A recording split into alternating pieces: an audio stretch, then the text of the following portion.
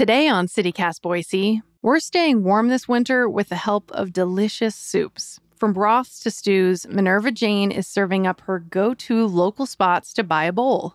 Plus, she shares her favorite recipe she makes at home that always wows her guests. It's Valentine's Day, Wednesday, February 14th. I'm Frankie Barnhill, and this is what Boise's talking about.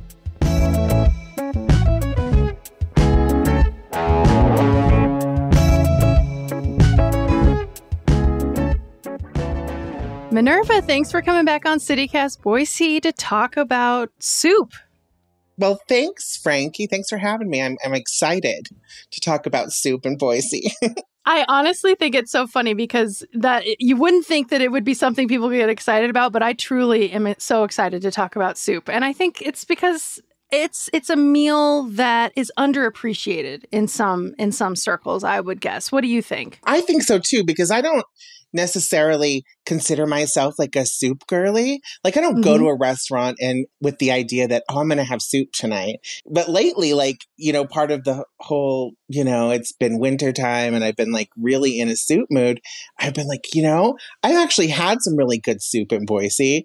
And I really don't ever think about how it could be like a fun and special meal. Was it that previously you mostly thought of as like an appetizer or a side dish to a meal? Or you're just like, why would I go to a restaurant for soup? I can make that at home. I grew up with sort of a man-child father, and the only soup that I feel like I was ever exposed to was like Campbell's bean with bacon soup because that was his favorite, right? And like that is not anything to get excited about, right? That is rough. Sometimes mom would make a potato soup or a stew or something, and that was great. The kinds of soups that I make myself now as an adult are like a little bit more sophisticated than that. And so, I've always just thought of it as like, okay, I'm going to go to a restaurant. I'm going to treat myself. So I'm going to look at the menu and I'm going to plan out what I want. And I never think about soup unless it's like just part of the, the meal. Like it's just going to be part of the side, right? Yeah.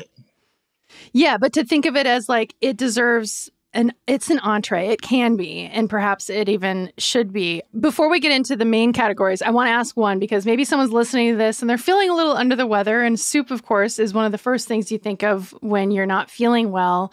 Do you have a recommendation? Is there a local spot specifically for someone who might be feeling the chill, has a fever perhaps, or is getting over the flu? Someplace you like to order to really warm you up when you're not feeling well? See, I'm not a big chicken soup person. Okay. Like chicken noodle soup person, which I know a lot of people are, and it's like a classic go-to, and it's so good for you when you're sick. But if I can get my hands on it, and if I'm not feeling well, I like to get the avocalemino soup from Sophia's Greek Bistro. Ooh. It's tangy lemon, and they put lots of vegetables in there, and they like temper the egg so it's very silky because it's an egg lemon soup, right? So I feel like I'm getting nutrients that I want without having to do like a big chunky, super thick soup. And Sophia's, they do a couple of different veggie soups. They alternate them. They've got that, and they've also got a really good lentil soup. So either one of those really hits the spot if I'm not feeling good. But if I get my hands on the avocalemino, that's the one I'm going with. Oh my gosh, that sounds absolutely perfect. Yeah, I mean, chicken noodle soup has its place and is definitely a go-to for plenty of folks. But I like that kind of that was a good little curveball. I wasn't expecting that. Okay, let's dive into a few specific categories. Let's start with creamy. Where's your go-to creamy soup place? My go-to creamy soup, and it's a true classic, I think, is and this sounds bougie as can be, but I'm just wild about the lobster bisque with the sherry and creme fraiche at Chandler's. Ooh. And it's like, okay, I'm going to be so naughty. Yeah. And it's going to be creamy and delicious. And it's like, okay, you don't, that's not something you're having every day for sure. But who says you can't get your calories through soup? You definitely can with that. Yeah. Yeah, for sure. And plus it's like, okay, I'm going to sneak some of that I'm going to get that sherry in there too. So I'm also going to feel that little rosy glow of just a little booziness, not too much. What about you? Man. Do you have a favorite creamy You know what? kind of soup? I would say probably, and it's a favorite of a lot of people's, but the creamy tomato soup at Lemon Tree, the creamy tomato Mm. basil soup, I absolutely do love it. It's like it's not too on the creamy side, but it definitely still has that creamy texture. And then also, I guess I like creamy tomato basil soups because Zeppoli's too in downtown. I've definitely had craving for that. Plus, of course, like, endless bread. So you can't go wrong with that. I think tomato soup is such a comfort food too. Like, Absolutely. it's got nostalgia, Yes. and it can be an adult kind of soup now. It doesn't have to be like grilled Yeah. cheese and tomato soup, but it still gives you that warm kind of feeling. Yeah. I always love a little extra pepper and spice in mine too, as an aside. If it's got a little zing to it, I'm especially into it. I do too. I like a little kick. I think it's also worth mentioning that the Basque Market has got a great mushroom bisque from time to Ooh, time. yum. So that's another kind of creamy soup, and I love mushrooms, so that's worth mentioning, I think, too. Fabulous. We're definitely going to talk more about the Basque Block later too. What about, let's do the brothy category, a brothy soup. Where do you go for that? I don't like too thin of a soup. I don't like a super brothy soup, but I will say that I really enjoy the borscht at Alyonka. Ooh. Hmm. And it is their vegetarian option there for soup. And I like it's got a little bit thicker pieces of beets and things in it. And so it's a little bit heartier with more of a broth than borscht normally seems like it's going to be. And then with the sour cream, and they serve it with these, with toast, and it's delicious. And Mm. I like to get it on the side with the like caviar blini platter. So I like to Nice. pop it. Yeah. And they're Ah, so welcoming and so sweet there at Alyonka. So it's a little gem, and they're sort of like picking up. Like, people are really catching on to them. Definitely worth it.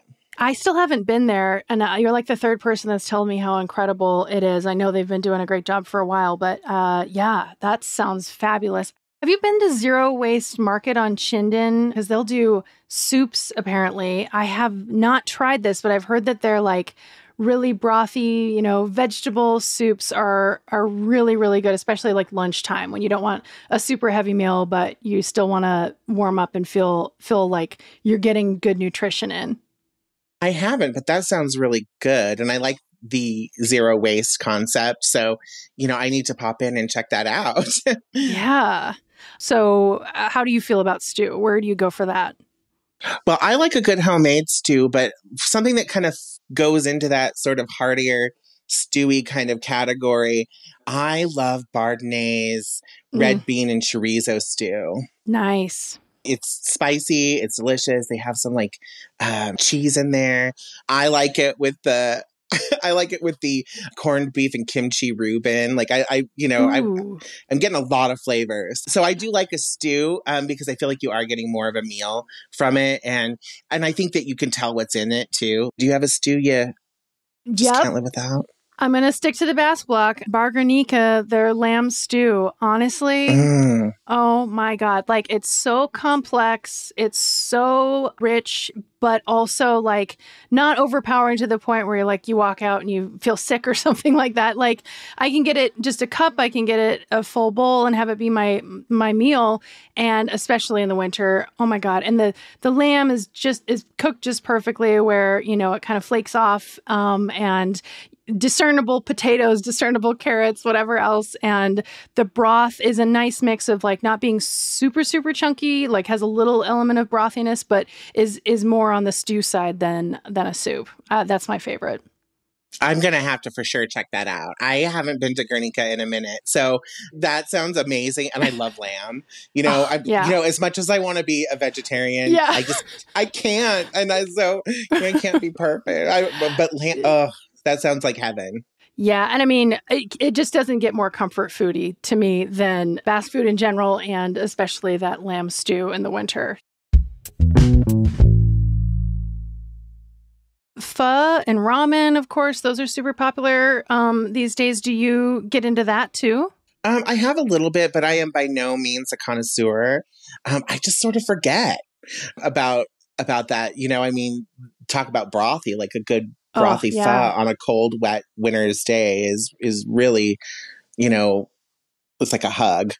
I mean, I think Fun Nouveau in downtown, they do a great job, Mm. especially during COVID. We did a lot of takeout of Fun Nouveau.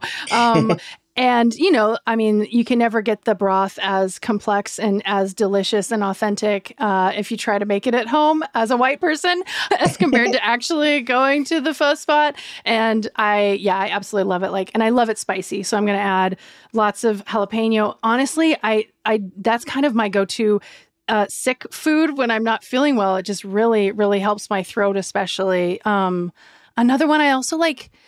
There's a Thai restaurant. It's by Target. It's off Milwaukee. It's called Bangkok Thai, and their tom yum soup. It's like a spicy, hot and sour tomato-based soup, and that's also incredibly good. Now I've had pho at Pho Nouveau, and it's so good. So I have had it there, and I like that place a lot. I have a friend who lives in Denver now, and whenever he comes to town, it's like we're going to Pho Nouveau. So you triggered that memory for me.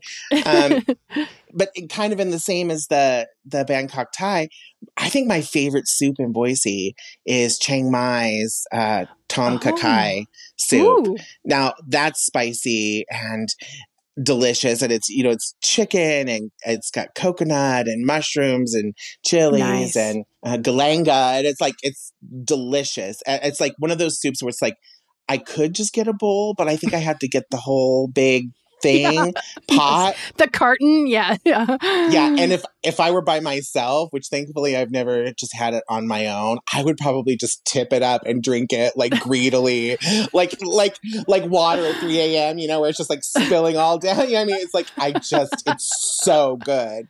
It's so good. It's sinful. Okay. I haven't tried that one yet, so that's definitely going to be on my list. But I'm glad that you brought that one up. That's great. So that's your very favorite. Are there any other honorable mentions? Any place you can't live without if you're craving soup out and about in town? Well, when it comes summertime, you need to pop in to Atavola, and Okay. hopefully you can get their watermelon gazpacho. Ooh, Divine. It's absolutely delicious. watermelon. Is it sweet? How does it taste? I've never had this. But watermelon is like not overly sweet, so it's not like a super Yeah. sweet, sugary gazpacho. I mean, it's got a little bit of spice to it. Okay. It's like cold and Mm. refreshing. It's like, I mean, you could almost just put it in a glass and drink it.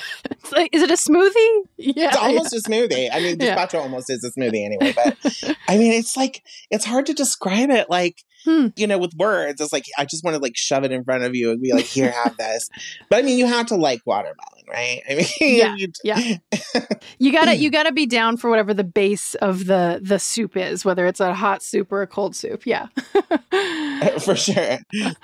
Is there any soup you could just eat for the rest of your life? Is that the one probably between that and the Chiang Mai one you mentioned? If I had to choose two over what we've gone over, Yeah. it would have to be Tom Kha Kai from Chiang Mai, or the Avgolemino soup. I just love it so Mm. much. I just love that lemony tartness. What about you? If you had to choose one forever, for eternity? Yeah, I think I'll go back. It's the lamb. It's the lamb stew at Guernica. I really, really, really just feel like they've got something special there, and it never misses. It's always what I want when it's cold out. I'm not eating it in the summer, so it's also that it's a little bit of the scarcity mindset. You only want to have it a little bit throughout the winter, so I think that adds a little bit to it. Okay, so we've mostly been talking, we've been talking about all the places to go and try in Boise, encourage everybody to go check these places out. But you've started making soup at home, or you're getting pretty into it, I understand. Yeah, well, I have been really kind of exploring that, and I've always had a couple soups that I've made. So I've really been into my Hop and John, which is more like it's a little bit thicker than or soupier than like normal Hop and John is, which tends to be a little bit drier. But yeah, I've been making it a lot more. Okay, so what tips do you have? Are there certain tools that people need if they want to make their own soup? Or, I mean, part of the beautiful thing about soup is it should be pretty straightforward, although you can make it more complex if you want to as well. Well, I think that you need a good pot. You need a big pot because you are always going to have more soup or more ingredients than you think that you're going to have to put in it. So you really need room. So if you think the pot is like big enough, it's probably not quite big enough. You probably need a little bit bigger, because, a whole head of cabbage or whatever is going to really take up a lot of space. And I think that if you're going to make your own soup, if you can at all make your own stock, do it, because it does make such a difference. But like, if you really get creative with your ingredients, you can do a store-bought stock just fine. There's no reason that soup should have to be, like a laborious days-long process either. It can also just be easy. What are the tips you have, or like, what's a tip or a soup for a beginner if they want to start something out, or something that you started with? I have been accused of being maybe a little extra no, in my life. No, yeah, I know. I'm glad you're sitting down for that revelation. So my mother has this fabulous set of cookbooks, and so when I was like a teenager, I was like, I'm going to make this soup because it sounded so good. So I don't know how to do simple. Like my signature soup is champagne lemon soup. It's a dessert soup, and it's wow. yeah, and it's tempered and silky and smooth and delicious and sweet and whatever. And so I was tempering the first soup I ever made from scratch. I was tempering eggs. So I don't and I'm not saying I'm like a gourmet cook or anything, but like for a simple soup, I just if you're just going to begin and do a simple soup, get one of those basic cabbage soup recipes. It's got all sorts of vegetables in there, and then you can just add whatever protein you want to it. And it's so easy to just throw together, and just sort of, you don't have to start out doing the fancy stuff. You can buy your chicken stock, or you can buy your veggie stock or your broths. Once you realize how easy soup can be and how forgiving soup can be, then it like opens up how creative you can get with it. Yeah. So don't be scared of soup. It's super easy. It's super easy. It's super simple. The tempering eggs thing as your first soup is definitely a reaction to the canned bacon and bean soup that you had as a kid. Absolutely. Like. I was living out in Emmett, crying out for something fancy. Yes. Just like longing and desiring something fancy that didn't have gastro effects that were undesirable. I wanted to be, I wanted something refined. Yes, sophistication in your soup. Fair enough. That's right. Oh my God. So if you're having a party, like a dinner party, and you do soup, is it going to be that one, or is there something else that you share with people who come over? Well, if people are interested in the customs of my family and whatever, I will share like hop and john and things like that. Yeah. But if I'm going to go to a soup party, then that's what I bring out is the champagne lemon soup, and it's delicious. It's decadent and delicious, and it's unusual. So people are not expecting it.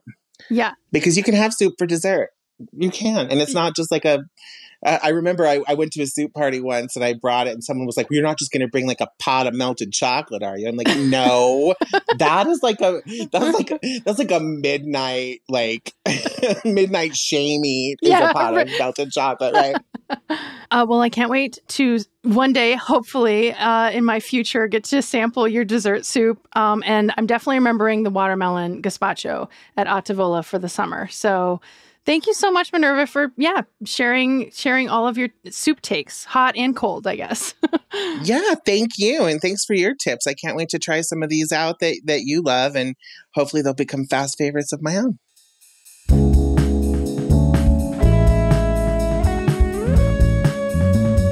All right, that's all for today here on CityCast Boise. If you need some last-minute Valentine's Day ideas, be sure to check out our local guide to the best romantic outings and gifts to get your sweetheart. You can find it at boise.citycast.fm. We'll be back tomorrow morning with more local stories from around the city, so see you then.